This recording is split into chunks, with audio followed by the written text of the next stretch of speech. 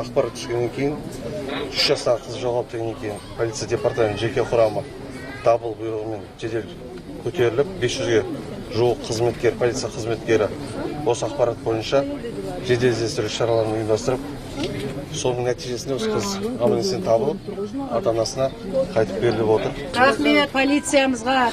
Осы сағат 2-ден бері бәріміз біздің қайғымызға серік болып, бізден бірде жүгіріп жүрген барлықтарыңызға үлкен рахмет. Айналайын рахмет, Алладан қайтсын барлық жақсылықтарыңыз. Мыңда бір шүкір, табылғанына мыңда бір шүкір болатын, айтар басқа сөзім жоқ. Алладан қайтсын жақсылықтарың айналайын. Рахмет барлықтарыңызға. Ішкі істер министрінің қызметкерлері атсалысып, қыздың табылуына себепші болып, Аллах разы болсын. Спасибо нашей дорогой полиции. Всегда мы за каким-то режим только к полиции.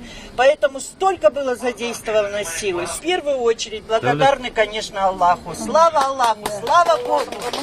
Всем спасибо, низкий поклон.